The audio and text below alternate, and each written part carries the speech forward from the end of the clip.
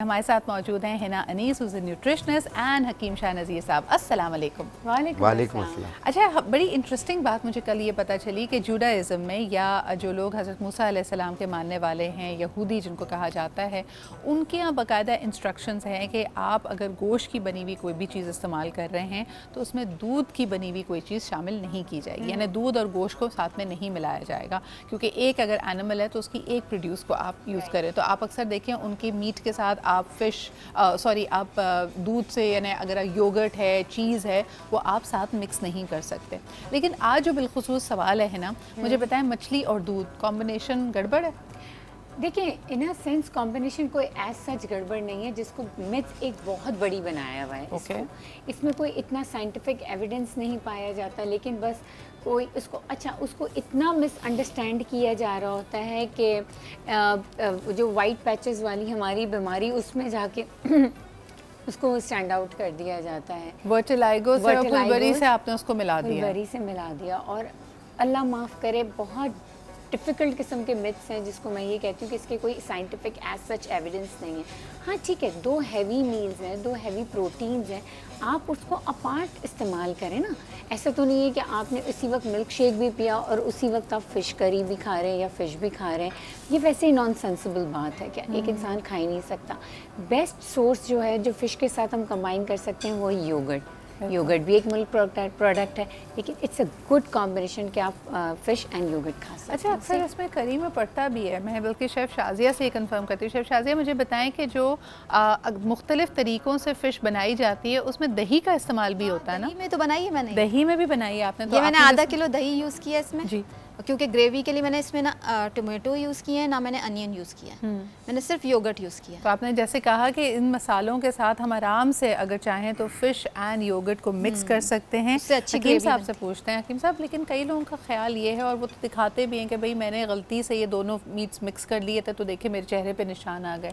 ये आपकी प्रैक्टिस में आपने क्या देखा? देखिए, इसमें यह है कि जैसा अभी डॉक्टर हिना अनीस ने बताया कि कुछ सबूत नहीं मिले अभी तक। ठीक है। इसी तरीके से हम भी यही कहते हैं, लेकिन मछली की एक ख़ास किस्म होती है जो कि ये चीज़ लेकर आती है, फुलबेरी या बर्स वगैरह लेकर आती है। और मुझे किसी ने ये भी कहा कि मछली से ज़्यादा किस सीज़न में मछली खाई जा रही है, ये भी, यानी जैसे आपने किस्म की बात की ना, कि हो सकता है उसके अंदर कोई ऐसे जर्म्स हैं, कोई बैक्टीरिया है जो ख़ास मौसम में उसकी अफजाइश होती है, जिसमें वैसे ही मना किया जाता है कि मछली ना खाई जाए। देखिए, उसमें तो अल्लाह ताला, हमारी जो नेचर है ना, उसने कुदरत ने बड़ी अच्छी तरीके से हर फलों को मौसम में फिट कर दिया कि वो फल उस मौसम में आएंगे तो वैसा फ़ायदा देंगे, डिफेंस सिस्टम हमारी बॉडी में होगा। इसी तरह मछलियों की भी वो अंडे दे रही होती हैं उस वक्त, तो वो समंदर के नीचे जाके बैठ जाती हैं। वो उस वक्त इतना ऊपर होती नहीं है सतह पे कि आप उसको आसानी से उसको कैच कर सकें। तो फिर बेहतर है कि आप कुछ मंथ से उसको अवॉइड कर लें। छोटा सा टाइम पीरियड है, ज़्यादा है भी नहीं। बचपन से हम सुनते आ रहे हैं जी, मेरे फादर ख़ास तौर पे कहते थे, क्योंकि वो मछली लाने के भी बड़े शौकीन है, वो ही लेके आते हैं। देन ही उनके यहाँ फरमाइश भी बड़ी होती है, बाबा कहते हैं कि जी फ्राइड खानी है या करी खानी है या फ़िश बिरयानी बनेगी। तो हमेशा कहा जाता है जिस महीने के नाम में आर नहीं आता उसमें मछली ना खाई जाए। हकीम साहब, इसमें कितनी सदाकत है? क्योंकि वो मानसून सीज़न होता है, बाबा कहते हैं मई, जून, जुलाई, अगस्त, ये वो महीने हैं जिसमें मछली ना खाई जाए। देखिए, बाज़ लोग तो कहते हैं अप्रैल में नहीं खाएं, बाज़ लोग किस में कहते आर हैं। आता है भाई, हम तो आर वाला फॉर्मूला फॉलो करते हैं।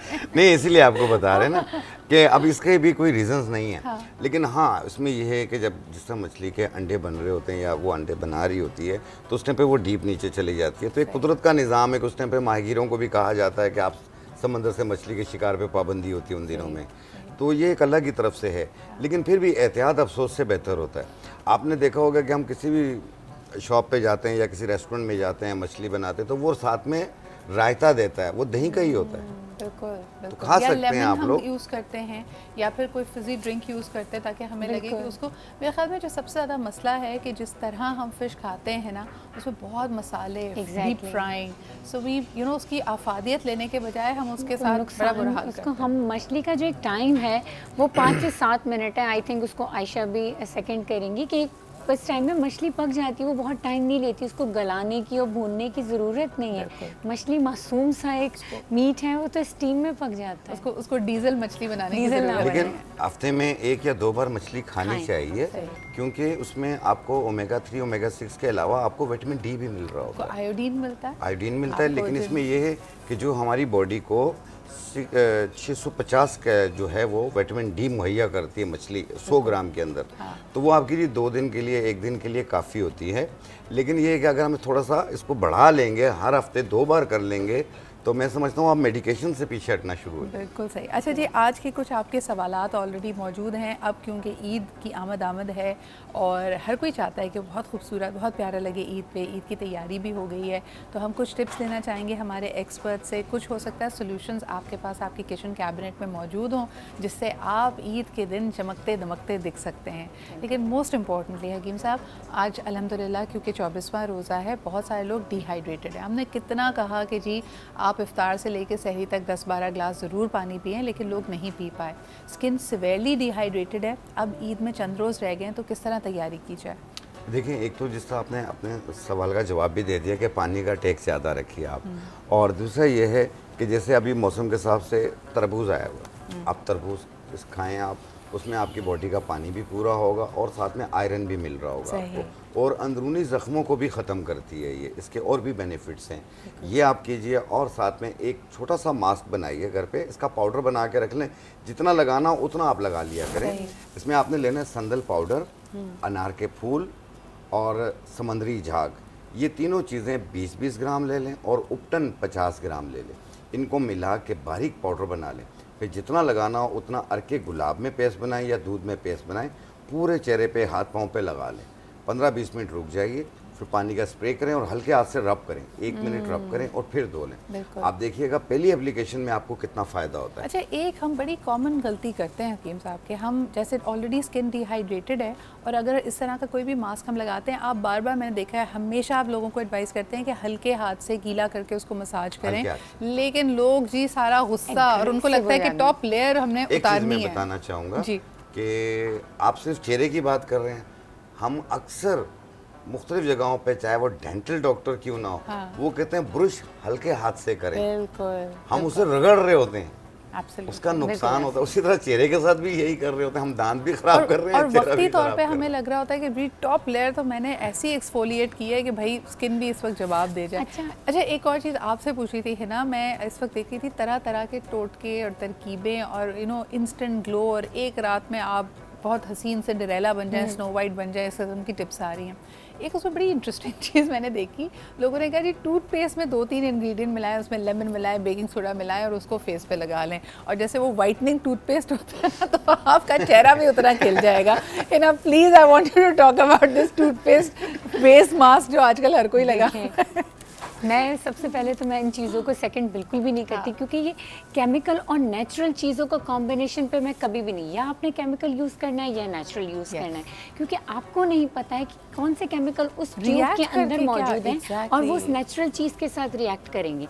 अभी जिस तरह हकीम साहब ने सारे नेचुरल इंग्रेडिएंट बताए ना, मैं भी नेचुरल इंग्रेडिएंट बताऊंगी। तो ये जो केमिकल और नेचुरल को, ये टूथपेस्ट दांतों के लिए बना है, उसको दांतों तक रहने दें, वो दांत साफ करेगा, चेहरा साफ नहीं करता। चेहरा साफ करने के लिए हम बता रहे हैं, आप वो लगाएं। बहुत आसान चीज़ है। टमाटर हर किसी के घर में मौजूद होता है, आपको पील करनी है ना, स्किन को लाइटली पील करना है। टमाटर का जूस लें, उसमें 1/2 टीस्पून पिसी हुई चीनी डालें, उसको चीनी जैसे ही घुल जाए टिश्यू पेपर या कॉटन बॉल लें और अपने साफ हाथ पे, मुंह पे और गर्दन पे जहाँ भी टैनिंग हुई हुई है और आपको पील करना है, लाइटली पील, आप उसको 1 या 2 दफ़ा, यानी 1 दफ़ा उसकी एप्लीकेशन करें, फिर वो सूख जाए उसको दोबारा एप्लीकेशन करें, 15 मिनट बाद ठंडे पानी से मुंह धो लें। अच्छा, यहाँ नेचुरल एक्सफोलिएट है। बिल्कुल सही। और यहाँ पे मैंने एक डिस्क्लेमर देना है कि ये हम आपको बता रहे हैं स्किन को वन टोन करने का तरीका, थोड़ी सी अपनी जिल्द की, अपनी चेहरे की सेवा करने का तरीका, ये गोरा करने की तरकीब बिल्कुल नहीं है। प्लीज़ इसको निकाल के एक टुकड़ा इसका बना के, जैसे हम कहते हैं ना कि सदका जारिया, लोग फॉरवर्ड करना शुरू कर देते हैं, ये देखिए जी नया अब रंग गोरा करने का नुस्खा आ गया, ये वो नहीं है प्लीज़। और एक चीज़ बताना चाहूँगा, जैसे मैंने अभी तरबूज का जिक्र किया, पहले भी मैं एक बार बता चुका हूँ, तरबूज को आप काटने के बाद ना, जो उसका रेड हिस्सा है वो आप खा जाते हैं, सही, जो उसका पीछे जो वाइट हिस्सा होता है ना, उसे केक की तरह आप काट लें। ओके, ठीक है।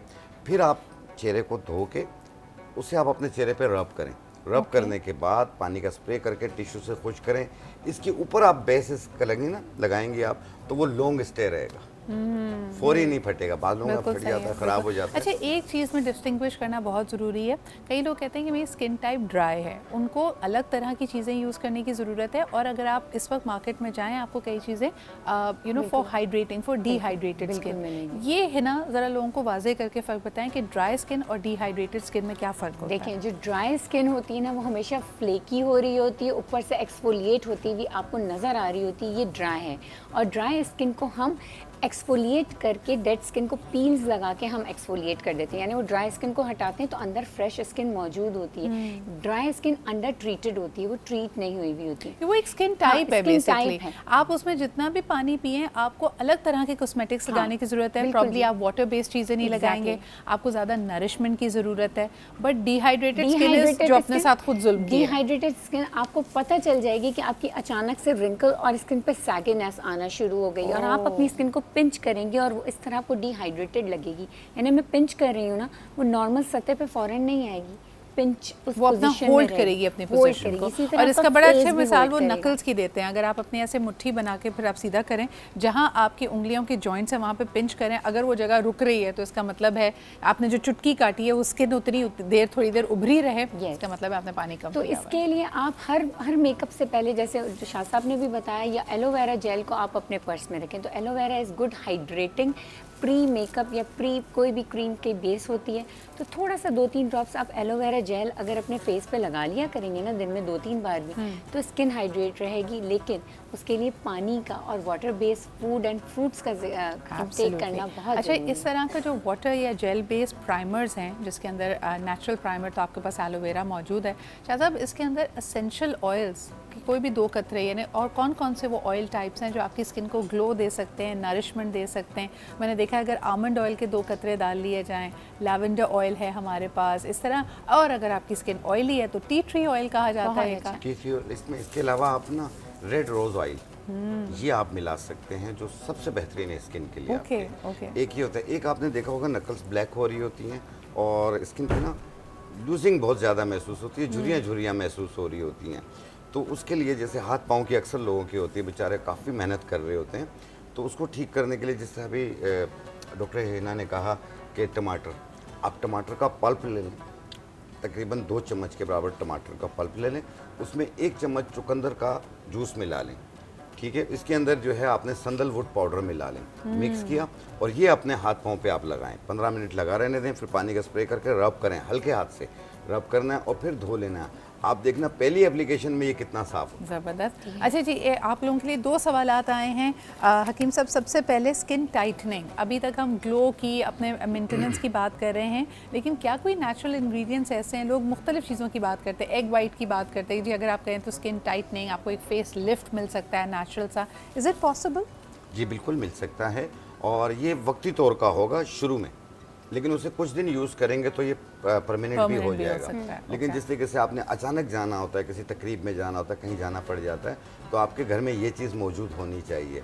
आपने लेना है आकाश बेल 20 ग्राम, संदलवुड यानी संदल सफ़ेद लकड़ी का पाउडर 20 ग्राम, सफ़ेदा काशगरी 20 ग्राम, मूंग की दाल पीली वाली 50 ग्राम, चावल का आटा 50 ग्राम, इनको मिला के मिक्स करके पाउडर बना लें। फिर जितना लगाना हो उतना दूध में या खीरे के पेस्ट में या अरके गुलाब में पेस्ट बनाएं, पूरे चेहरे पे, गर्दन पे, हाथ पाँव पे लगा लें, 15-20 मिनट लगा रहने दें, फिर पानी का स्प्रे करें और हल्के हाथ से रब करें, 1 मिनट रब करें और फिर धो लें। आप देखिएगा आपको स्किन लिफ्ट मिलेगी। बिल्कुल सही। वेरी क्विक टिप, जो दूसरा सवाल था हिना जी, बाल बहुत रूखे हो रहे हैं और बाल बहुत गिर रहे हैं, कोई फौरी सी टिप इसके लिए? बहुत आसान सी, 1 प्याज ले लें, 5 लहसुन के जवे ले लें, 1 टेबल स्पून मेथी दाना और ½ टीस्पून कलौंजी और 1 टेबल स्पून सफ़ेद तिल, इन तमाम चीज़ों को 1 कप पानी में बहुत अच्छी तरीके से बॉईल करें।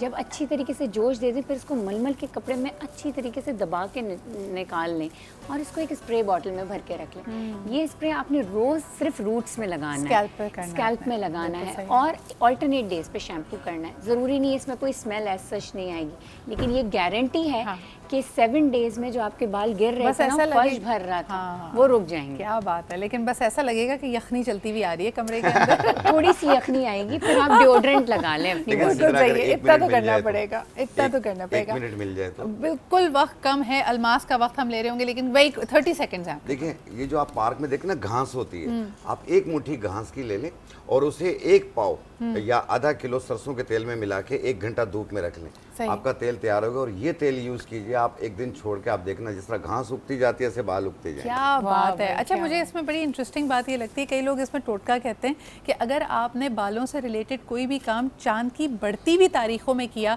तो आपके बाल बड़े अच्छे बढ़ेंगे। अल्लाह जन्नत नसीब करे। जुबैदा आपा अक्सर जुबैदा। कहती थी कि अगर आपके 2 मुँह बाल है और उसको आपने कम करना है तो चांद की घटती हुई तारीखों में बाल काटें, लेकिन अगर आप चाहते हैं कि आपके बाल तेज़ी से बढ़ें तो चांद की बढ़ती हुई तारीख यानी 1 से लेकर 14 तक में आपने बाल काटने हैं। बहुत बहुत शुक्रिया। हमारे साथ हकीम शाह नज़ीर साहब मौजूद थे, डॉक्टर हिना नीस हमारे साथ थी,